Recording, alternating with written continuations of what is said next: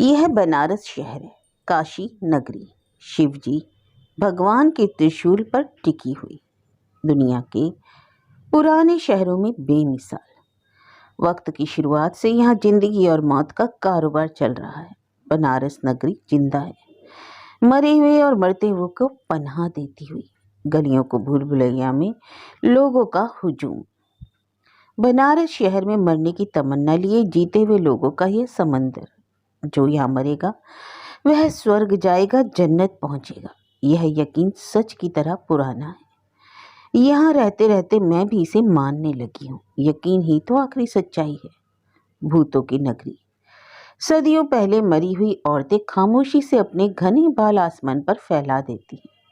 सायों के सांस लेने से हवा भारी हो जाती है। शाम को ढलते सूरज की लाली में यह साए कलश और मीनार और बुर्ज पर झुकाते हैं। घिसे हुए पत्थर की सीढ़ी के नीचे हौज का पानी मटियाले से गाढ़ा हरा हो जाता है।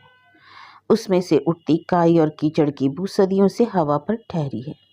उधर गली में पतंग उड़ाते हुए बच्चे की उंगली मंजे से कट जाती है तो हजारों साल पुराना खून उसमें से बहता है। ढहती हुई इमारतों के पैर इसी सदी में गड़े हैं, मगर दरीचे किसी और आसमान के नीचे खुलते हैं। शहर का यह गुंजन फैलाव तारीख की किताब के पन्ने की तरह।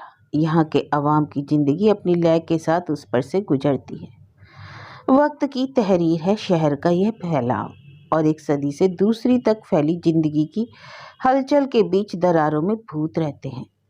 भूतों की भीड़ में अपने खामोश कोने में मैं अभी जिंदा सलामत हूँ। शायद वक्त की शुरुआत से ही यहाँ कायम हूँ।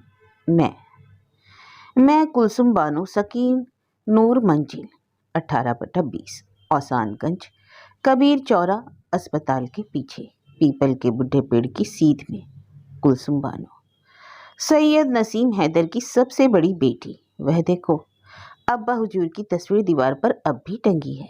झुलसते हुए पीले कागज को हल्के से थामे, काश्मीरी रोएदार टोपी और जामावर दोशाला, किले के दीवारों जैसे कंधे, शानदार मूछें। उनके 40 गांव और दर्जन कोठियां तस्वीर में नहीं, मगर उनसे छलका हुआ रौब सैयद नसीम हैदर के चेहरे पर नक्श है। इस पुराने शहर में पुश्त दर पुश्त रहने वाले खानदान के शजर, बीते हुए जमाने के किसी इकलौते पल में नजरबंद। उनके बाद इस पुराने पेड़ पर बचा हुआ आखिरी समर मेरे बाद कोई नहीं, क्योंकि इस दरख्त पर कोई फल नहीं लगा। कल वह लड़की मुझसे मिलने आई थी। मर्दों का लिबास पहने, दुबली पतली, कटे बाल, चश्मा लगाए, शक्ल हूबहू गौरैया की तरह। आते ही मेरे चेहरे को बड़े गौर से देखती है। मेरी कागज जैसी जर्द खाल पर बड़ी गहरी खाइयों और मेरी आंखों की बेरौनक वादियों को, जैसे कि मैं अभी अभी अपने बिल से निकले किसी गुमशुदा जानवर की नस्ल से हूँ। फिर पूछती है, आप कैसी हैं आपा बेगम? इस अंदाज से मानो वह मेरी बरसों की मुलाकाती हो। बिल में बंद रहते हुए जानवर की ही बदमिजाजी के साथ मैं गुर्राई। मैं बहुत बुरी हूँ, बद से बदतरीन, बद दिमाग, बदतमीज, निहायत बद अखलाक, एक बेहिंता तकलीफदेह बुढ़िया बेशर्मी से जिए जा रही है। जीने वालों पर बोझ, खाक से भी कमतर, एकदम ही गई गुजरी, नाकाबिले बर्दाश्त। मैं इसी तर्ज में बोलती चली जाती, मगर उसका बौखलाया हुआ चेहरा देखकर चुप हो गई। मेरी बात सुनकर वह एकदम सकपका गई थी, मुंह खुला का खुला। उसमें से एक आवाज नहीं, जैसे कि उसे सांप सूंघ गया हो। फिर उसने दोबारा कोशिश की। हिम्मत तो देखो। उसने मेरी तरफ एक हाथ बढ़ाया, उंगलियों को प्याले की शक्ल से बाम में बांध कर बोली, इजाजत हो तो आपसे थोड़ी बात करना चाहती हूँ। मैंने कहा, थोड़ी सी से तुम्हारी क्या मुराद? पाव भर, आज से शेर भर। बेचारी, वह फिर मेरा मुंह ताकने लगी। सिट्टी पिट्टी गुम, 2 ही जुमलों में मैंने उसे शहीद कर दिया। इस ख्याल से मेरे चेहरे की झुर्रियां मुस्कुराहट में फट पड़ी। तब लगा जैसे उसे इत्मीनान हुआ और वह जरा हंसी, बिल्कुल चहचहाती हुई सी गोरैया। असल में मैं पुराने घरों और उनमें रहने वाले पर मजमून लिख रही हूँ, अखबार के लिए। कुछ सवाल पूछना चाहती हूँ।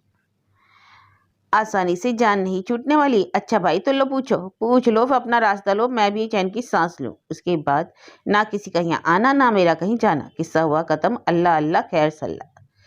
मेरा इतना कहना था कि उसने कंधे पर टंगे अपने बैग से एक छोटी सी काली डिब्बा नुमा चीज निकाली और बोली, गुस्ताखी माफ करें, तो आपकी बातें रिकॉर्ड कर लूं? लो, अब मेरी आवाज भी बंद करके ले जाएगी ये लड़की? हाँ भाई, मैं अपने खानदान में बिल्कुल आखिरी हूँ। नहीं, और कोई नहीं बचा। क्या तुम्हें मेरे इर्द गिर्द भीड़ उमड़ती दिखाई दे रही है? मेरे वालिद की 4 औलाद, 5 अगर अली मियाँ को गिन लो तो। बित्ते भर के थे 3 साल के जब हैजा उन्हें खा गया। हैजे के शिकंजे में तो मैं भी आई थी, पर मैं तो सख्त जान थी। हैजा से क्या होता, मैं हैजे को हो गई। वह दुम दुबा कर भागा। गरज की हम बचे 4। मैं सबसे बड़ी, फिर इकबाल मियाँ, फिर ताहिरा, फिर सकीना। सब गए सब। चलो और आगे बढ़ो। वालिद क्या करते थे? यह भी क्या सवाल है। क्या करते थे? सिर पे हड़ियां रख के दही तो नहीं बेचते थे। रईस थे, रईसों का क्या कोई पेशा होता है? शान से सिर ऊंचा करके चलते थे। हाँ, इस हवेली में बहुत आमद रफ्त थी। भूतों का अड्डा तो यह है बहुत बाद में बना। त्योहारों पर चारों सिमत में रिश्तेदार आते थे। घर भरा रहता था, हर कमरे में लोग अंगूर के गुच्छों की तरह। और देगे उतर रही हैं, खाना पक रहा है, दस्तरखान और बड़ा बिछ रहा है। एक बार में 22-25 लोग। कोनों अंतरों में वह मुलाकातें, खिलखिलाहट, खाना फूसी। फिर शाम को मिरासनें आती थी, नाच गाना होता था। कैसी रौनक रहती थी। उन्हीं को देखकर तो मेरे सिर पर भी नाचने का भूत सवार हो गया था। कोने कोने नाचा करती थी, मगर अब्बा ने लाख जिद करने पर भी घुंघरू लाकर नहीं दिए। लेकिन मैं भी कोई हार मानने वाली तो थी नहीं। याकूब को भेजकर मैंने खुद बाजार से मंगवा लिए। कैसा नाचने का जुनून था।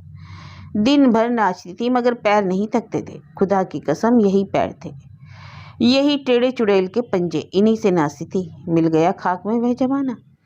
जमीनें चमन खुलखुलाती हैं, क्या क्या आसमां रंग बदलता है, कैसे कैसे। सन 1947 में मैं कहाँ थी जब मुल्क के टुकड़े हुए? जहन्नुम में। यही थी, अपने वतन। और कहाँ रहती? क्या अपना नीम का पेड़ छोड़कर चली जाती? सुना जरूर था कि पाकिस्तान बना है सरहद के उस पार, मगर कौन सी सरहद, कहाँ थी वह सरहद? नहीं, हमारे घर में से पाकिस्तान कोई नहीं गया सिवाय इकबाल मियाँ के। हमेशा के बुज़दिल दंगे देख के घबरा गए बेचारे, बहकाक में आ गए। और देखो उनका क्या नतीजा हुआ। अपना दिल तो इसी मधुमालती पर टंगा छोड़ गए थे। हाँ, यही लतर जिसे तुम सामने देख रही हो, गुलाबी और सफ़ेद फूल वाली, वह ना गया उनके साथ। मधुमालती की बेल और इसमें रहने वाली इन्हीं कमबख्त गौरैयों को याद करते हुए वह मर गए अजनबी मिट्टी पर। मेरे बाद मुझे क्या मालूम, मेरे बाद इस हवेली का क्या होगा। यह फिजूल की बातें सोचकर मैं वक्त जाया नहीं करती। होगा वही जो सदियों में होता आया है। बूंद की तकदीर है समंदर में फना हो जाना। एक तरफ के कमरे ढहने शुरू हो गए हैं। दीवारें और छत तो बहुत दिनों से बोसीदा हैं। उन्हें बनवाना मेरे बूते से तो बाहर है। पिछले महीने ड्योड़ी की दोहरी 4 दीवारी का एक हिस्सा गिर गया और दीवार के खंडर में से हलीमा ने मुझे लाकर क्या दिया? मेरे वही निगोड़े घुंघरू जो मैंने याकूब से मंगवाए थे करीब करीब 80 साल पहले, जो ना जाने कहाँ गायब हो गए थे। खैर, अब छोड़ो, यह किस्सा बहुत पुराना और सांप की याद की तरह बहुत लंबा है। इसे तुम यही तमाम करो, जो सुना है बस वही लिख डालो। मैं अब और आगे नहीं बताऊंगी। फसाना खत्म, पैसा हजम, खुदा हाफिज। लो, टली। किसी तरह से वह भला अपना काला डिब्बा और हाथ में टेलीफोन लिए। अब तो जिसे देखो हाथ में टेलीफोन लिए रहता है। क्या कहते हैं, मोबाइल। उस दिन इस बिट्टन मेहतरानी की पोती झल्लो हाथ में मोबाइल लिए आकर मेरे सामने खड़ी हो गई। पूछती है, आप बेगम तो जानत हो इकाबा? खुदा की शान, यह 21वीं सदी है जनाब, कोई दिल लगी नहीं। मगर 21वीं सदी मेरी बला से। मैं तो अपने ही वक्त में जीती हूँ। इस लड़की के तेजी से भागते हुए वक्त के बगल में मेरा वक्त खारम खरा चल रहा है। जो कुछ बीत गया वह खत्म नहीं हुआ, बल्कि मेरे तसव्वुर में बार बार खुलता फैलता रहता है। वह रोशनी और परछाइयाँ अब भी मौजूद हैं। यह शोरगुल से सन्नाटे का सफ़र, जिंदगी का एकदम से चल पड़ना और फिर ठहर जाना, वही भूल भुलैया। नूर मंजिल वक्त के कोहरे में खोई हुई, यही नूर मंजिल तो है। मगर नूर मंजिल सिर्फ ईंटों और दीवारों से तो बनी नहीं। ज्योग्राफी की असलियत से आगे बढ़कर वह मेरे दिमाग की दुनिया में फैल गई है, याददाश्त में, जहाँ उसकी सूरत बर्फ में जमे नक्श की तरह ठहरी है। कितना वक्त बीत गया है, मगर यह मेरी गलतफहमी है। वक्त कभी नहीं बीतता, वह तो एक दरिया है, हमेशा बहता हुआ। इस दरिया का किनारा कहाँ है? मैं ही हूँ जो बीती जा रही है। इस बरसात मेरी हड्डियाँ 93 साल पुरानी हो जाएंगी। खुदा का शुक्र है, मेरे हाथ पैर अभी दुरुस्त हैं, आराम से चलती फिरती हूँ। कुछ और जी गई तो एक पूरी सदी की चश्मदीद गवाह बन जाऊंगी। अजल के पेड़ से टपकी पूरी एक सदी। वह लड़की तो अपना काम करके चली गई। मेरे अंदर तस्वीरें कड़क हैं, पूरी नुमाइश लग गई है। एक रंगीन खिन्नी खुलता जा रहा है। अब्बा की वजनदार आवाज़ सुनाई दी ड्योढ़ी में। दूर वेटिंग हॉल में बग्घी अभी अभी आकर सामने रुकी थी। उनके चमड़े के जूतों की चरमर, हाथी दांत की उनकी बेत की जमीन पर ठक ठक। सहनची के दर में पड़े भारी से पर्दे को हटाकर मेरे बालों में कंघी करती हुई अन्ना का हाथ झटक कर मैं बाहर भागी थी। बाहर रोशनी की चकाचौंध थी। दूर कुएं की जगत, उसके किनारे जंगली केले के ऊंचे पेड़ों की कतार, उन पेड़ों से और भी ऊंचा संतरे की तरह खड़ा अकेला सेमल जो शबाब पर था। उसके चटक लाल फूल मेरी आंखों में चुभ गए थे। मैं बेतहाशा दौड़ी थी। मेरे लंबे खुले हुए बाल हवा में घोड़े की दुम की तरह लहरा रहे थे। मैं 13 साल की थी। उछलकर अब्बा के कंधे पर झूल गई। अब्बा, मैं कब से आपकी राह देख रही थी। आप कहाँ रह गए थे? क्या आप मेरे घुंघरू ले आए? वे कुछ नहीं बोले। पेशानी पर हल्का सा बल आ गया। उन्होंने धीमे से मुझे अपने कंधे पर से हटाया और साइज की तरफ एक बार नजर घुमा कर देखा। साइज जो बड़े गौर से हमें देख रहा था, मेरी बातें सुन रहा था। अल्लाह रखे, जाओ गाड़ी को अस्तबल में ले जाओ। फिर मुझसे मुखातिब होकर बोले, चलो बेटा अंदर चलो। यहाँ इस तरह हौशा हैरान होकर निकलने की क्या जरूरत थी? मेरी बाह पकड़कर वह मुझे अंदर ले गए। अब्बा जान, दुनिया के सबसे हसीन, सबसे अक्लमंद, सबसे मजबूत आदमी, और मैं अब्बा के प्यार में बुरी तरह मुब्तला। उनके जैसा दूसरा कोई दुनिया में हो ही नहीं सकता। और जब छोटी थी तो कहती थी, अगर मैं ब्याह करूंगी तो सिर्फ अब्बा से। इस पर क्या चहचहे कह कहे उठते थे। अब्बा, हम तीनों बहनों को बहुत चाहते थे। इकबाल मियाँ को भी चाहते थे, पर उतना नहीं। लाड़ प्यार में चूर हम इतराए फिरते थे। कौन था जो इस इतराहट पर लोग रोक लगा सकता था? अन्ना अकेले में बड़बड़ाती थी, ऐसे चौंचले मैंने तो कहीं नहीं देखे। लड़कियां हाथ से बेहाथ हुई जाती हैं, कोई ना कोई फितना रोज बरपा रहता है। अन्ना झूठ नहीं कहती थी, हम बहुत शरीर थे। मौलवी साहब पढ़ाने आते तो हम कुछ देर तो कायदे से पढ़ते। मौलवी साहब अफीम खाते थे। जैसे जैसे उनके ऊपर अफीम की पिनक सवार होती, हम चुपके से वहां से खिसक लेते। बगल की दालान से निकल जाते। जहां घटाल टंगा होता उसे जोर से पीटते। मौलवी साहब उछलकर हाय हाय कहते हुए सीधे बैठ जाते। फिर हम में से कोई कहता है, मौलवी साहब आप तो सो गए थे, हम घंटे भर से सबक दोहरा रहे हैं। ओह, तो क्या हो गया? मौलवी साहब हिचकिचाते हुए पूछते। जी मौलवी साहब, हम एक आवाज में कहते। अच्छा, तो कल का सबक याद करके रखना। वह जूतियों में पैर डालते हुए कहते और सिर पर टोपी संभालते गली से निकल जाते। आधे घंटे में चटापट पूरा सबक खत्म। फिर क्या था? हमारी घर भर के बुजुर्गों की नक्काली और हमारी चुहलबाजी। कभी अन्ना के नकली दांत छुपा दिए जाते, उनकी पोपली जबान पर ठट्टे लगा रहे हैं, या भरी दोपहरी में बुर्का पहनकर भूत बने अन्ना की बेटी सुगंध को डरा धमका रहे हैं। कभी चाचा मियाँ के छोटे बेटे अट्टू को मुर्गी के दरबे में बंद करके वहां से चलते बने। हमारी शोखी और शरारत पर सूरज नहीं ढलता था। शिकायतें आती तो भी अम्मा के कानों थी। उनकी उल्फत के घेरे में महफूज हम बेगम बड़े हो रहे थे। शरारत हम करते, डांट बेचारे इकबाल मियाँ को पड़ती। इकबाल पर वह कड़ी निगरानी रखते थे। लड़का बिगड़ने ना पाए, मगर बेटियों के खिलाफ वह कुछ भी सुनने को तैयार नहीं थे। हमारे लिए रिश्तों की बात उठती तो दुनिया का कोई लड़का उन्हें हमारे लायक नहीं लगता। किसी की नस्ल ठीक नहीं, कोई नाटा था, कोई काला, कोई मगरूर, तो कोई जरूरत से ज्यादा बातूनी नहीं। उनके तेवर समझकर हम भी इन होने वाले शौहरों को तरह तरह के खिताब दे देते। नटुल्ला, चिनिया बादाम, काला कलूटा, बैगन लूटा, अरबी घोड़ा वगैरह वगैरह। गरज की कहीं से भी पैगाम आता तो उसमें कोई ना कोई ऐब देखकर वह मना कर देते। सो हम अपने खानदान की नस्ल की हुस्न की बुलंदी पर नूर मंजिल में कायम रहे, उसे छोड़कर कहीं नहीं गए। अब्बा देखिए, मैं नूर मंजिल में अब भी हूँ। आपको मेरा पता ठिकाना ढूंढना नहीं पड़ेगा। नूर मंजिल का यह वसीहा हाथा, जहाँ बरसात के दिनों में पौधे दिन दुने रात चौगने बढ़ने लगते। जोंक और लिली घोड़ियाँ, बीर बहुटियाँ और छोटे छोटे मेंढक रंगरलियाँ मनाते। साल भर से जमीन के नीचे कैद सांप बिलों में से निकलकर बल खाते हुए बारिश का इस्तकबाल करते। लंबी लंबी घास सारे में हरी आग की तरफ फैल जाती। हाँ, बनारस शहर की गहमा गहमी के बीच अब भी यह हाथा मौजूद है। भीड़ भाड़ को चीरते हुए अब भी आप यहाँ पहुँच सकते हैं। नूर मंजिल, लकीरी ईंटों से बनी कम से कम 3 फीट चौड़ी दोहरी दीवारें, ऊंचा दरवाजा, लोहे की कीलों से जड़े 2 फौलादी फाटक, दरवाजे के अंदर लंबी पेंचदार ड्योढ़ी और ड्योढ़ी से 3 सीढ़ियां उतरकर बड़ा सा खुला हुआ सहन। सहन के बीचों बीच एक हौज, जिसमें फुव्वारे का पानी रोशनी को छूने के लिए बेताब लपकता रहता।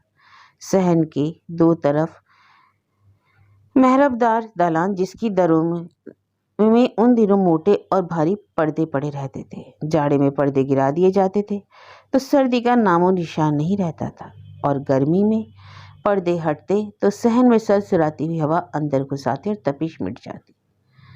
दरे के साथ साथ चलती मधुमालती की 4 बेलें, उनकी जिनके तने पुराने होते होते इतने मोटे हो गए कि अफ्रीका के घने जंगल को किसी बेल के भी क्या होंगे। मधुमालती में सैकड़ों गौरैया का बसेरा था। सुबह शाम उनकी चाय चाय से ऐसा गुल मचता था कि कान पड़ी आवाज़ सुनाई नहीं देती।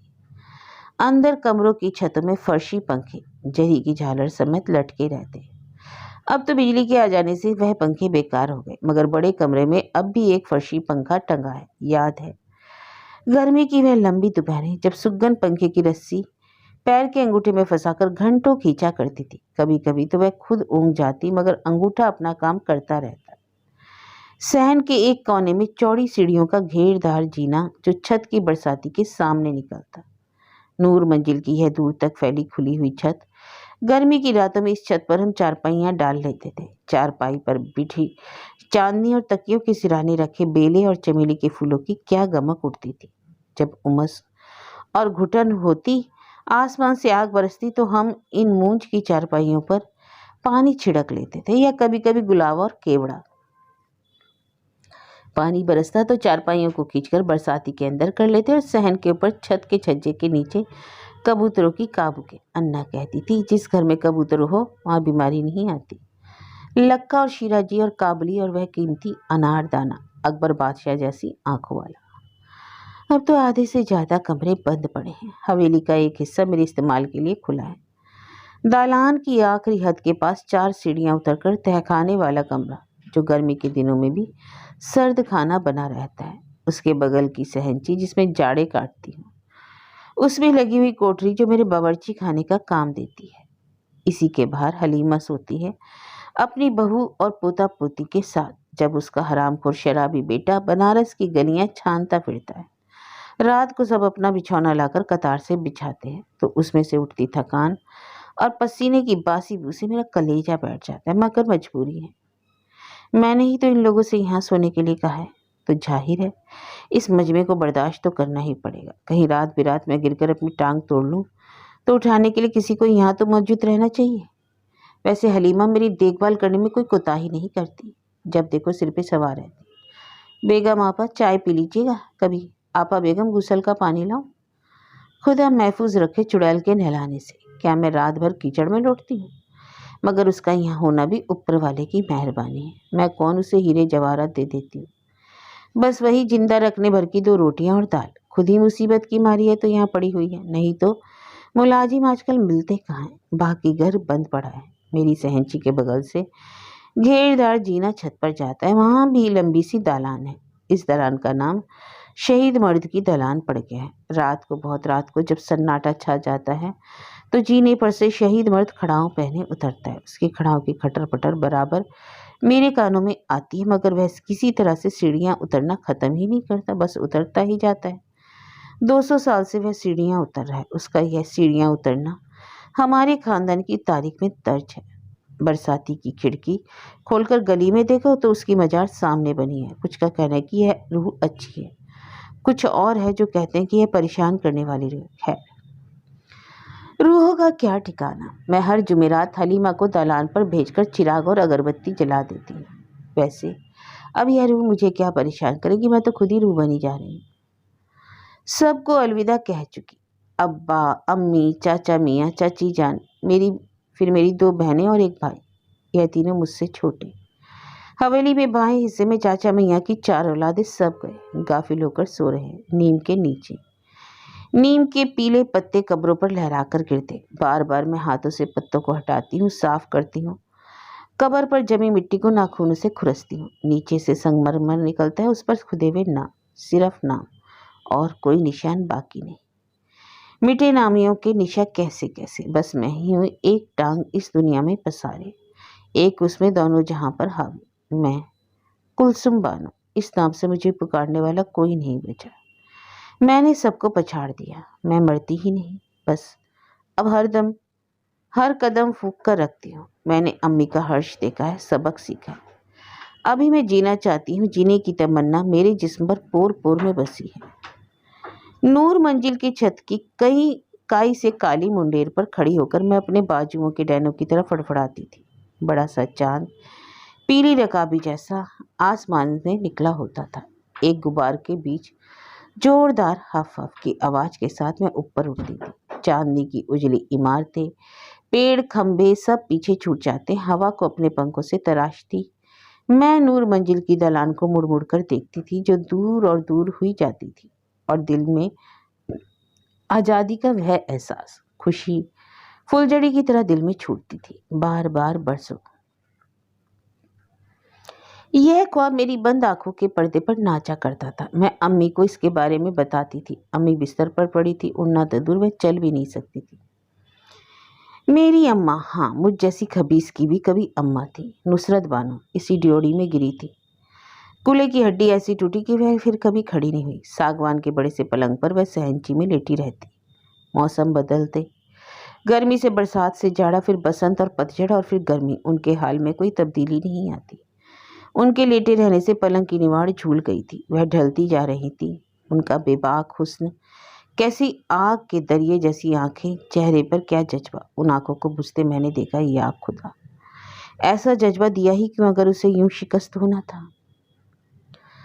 आज मैं यह कह रही हूँ, जब बीते दिनों की भूल भुलैया में भटकते हुए उनकी तस्वीर मेरी आंखों के सामने उभर आई। उन दिनों हमें उनकी बेबसी का एहसास कम था, बहुत कम। वह हवेली के कोने में पड़ी रहती, जब हम दिन भर धमा चौकड़ी में मशगूल रहते, घूमती हुई दुनिया के ठहरे हुए नुक्ते की तरह। सामने से कोई गुजरता तो वह पुकारती थी, जिस पुकार को सुनकर कभी कोई आ जाता, कभी अनसुना करके आगे बढ़ जाता। कौन सी तेजी, कैसा जोड़ता वह, जिसके भाग में हम आगे बढ़े जा रहे थे, जिसमें कानों तक उनकी आवाज़ तक नहीं पहुंचती थी। इसी दोपहर जब उनकी पुकार सुनकर मैं चली जाती, तो हाथ के इशारे से वह मुझे अपने पास बैठने को कहती, फिर सहन के एक कोने में लगी हुस्न हिना की झाड़ी से छनकर आती सूरज की रोशनी की तरफ वह मुझे मुखातिब करवाती। हुस्न हिना की हिलती हुई गुत्तम गुत्ता टहनियाँ, सामने वाली दीवार पर बारीक सी भूल भुलैया जैसी परछाई बनी रहती। हम दोनों इसको देखती, पर लेटी हुई मैं बैठकर जब तक दोपहर को सूरज की रोशनी मध्यम होते होते खत्म नहीं हो जाती। यह बार बार बनती, बिगड़ती, बदलती परछाइयाँ पल भर की ही होती, लेकिन रोशनी और परछाई के इस खेल में हमें जंजीरें दिखाई देते। हवा से सिहरती घास और पेड़, जलते पत्तों से उठता धुआं, और रेगिस्तान पार करता हुआ कई दिनों पहले चला ऊँटों का काफिला। एक फानी दुनिया जो धीमे धीमे काफूर हो जाती। वह फुसफुसाकर मुझसे पूछती, देखो, वह हवा में झूमता नारियल का झुरमुट तुम्हें दिख रहा है? वह बड़े बड़े जहाज और रेगिस्तान में नागफनी के पेड़। उनकी खिसखिसी आवाज में पतंगों के टूटे पंखों जैसी महीन सी खड़खड़ाहट होती। मगर ज़्यादा मौके ऐसे होते थे कि मैं भी उनकी पुकार को अनसुना करके अपने में ही मशगूल रहती थी। बड़ी मसरूफियत रहती थी उन दिनों। ताहिरा बीवी दौड़ी हुई चली आ रही थी। आपा जल्दी चलिए, चील फिर आ गई। ताहिरा मेरी छोटी बहन, मुझसे 4 साल छोटी मेरी मुरीद। मुर्गी के बच्चे टापे में से निकल कर सहन में दाना चुगने के लिए छोड़ दिए गए थे। मेरे मोनार्का कल्लों के बच्चे। 2 दिनों से चील उन पर मंडराया रहती। एक दिन पहले एक चूजा उठा ले गई, आज फिर लौटी है, खुदा गारत करे। ताहिरा के पीछे मैं बिजली की तरह लपकी, नंगे पैर, जूती पहनने की सुध बुध नहीं। सहन के ऊपर आसमान का नीला तंबू तना हुआ था। तंबू पर सफेद बादलों की झाड़ियां, एकदम साफ चील से खाली। फिर गौर करने पर बहुत दूर की ऊंचाइयों में एक काला नुक्ता नुमाया हुआ था जो बड़ा होता गया। चील तेजी से नीचे उतर रही थी। मेरी नज़र मुर्गी के बच्चों पर गई, पीले ऊन के गोले जैसे, अपनी 2 हफ्तों की जिंदगी की मासूमियत से भरे हुए। चील को देखकर मेरी आंखों में खून उतर आया। उस दिन एकदम से जमीन पर चील की काली परछाई पड़ी और एक जबरदस्त झपट्टे के साथ वह चूजों पर टूटी। फिर क्या था, पलक झपकते ही मैं चील पर झपटी, अपने पूरे वजन से उसे दबा लिया। उसके गर्म डैने मेरे सीने के नीचे फड़फड़ा रहे थे। उनमें धूल और ऊंचाइयों की बू थी। सुगन सुगन, मैं चीखी, जल्दी से बड़ी वाली कैंची लाओ। एक तैस से सुगन और ताहिरा की मदद से मैंने चील के पर काट डाले। उसको चूजों के साथ चलते हुए देख लिया तो तभी मेरा खून ठंडा हुआ। वही सहन तो अब भी है।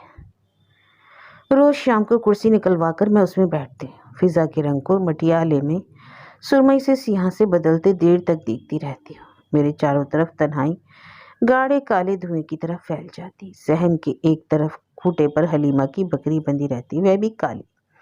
वह मुझे अपनी बेमकसद आंखों से निहारती है और मैं भी किसी अहमक की तरह वापस उसकी तरफ ताकती हूँ।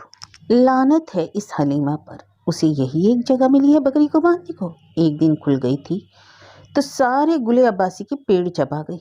बकरी का चबाया दोबारा पनपता भी तो नहीं।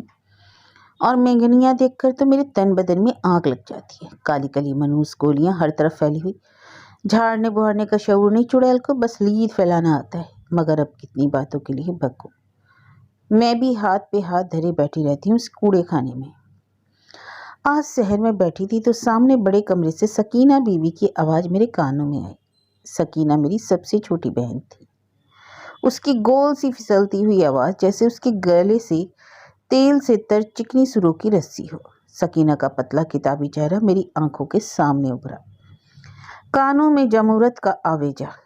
उसका फिरोजी दुपट्टा बड़े कमरे की बरसों से ठहरी हवा में लहराया। वह तांबे के एक पुराने घड़े के अंदर मुंह डालकर गाती थी। घड़े के अंदर बंद बाहर निकलने का रास्ता ढूंढती सी आवाज और भी गूंजने लगती। वह घड़ा बहुत दिनों तक घर में लवारिस टकराया फिरता।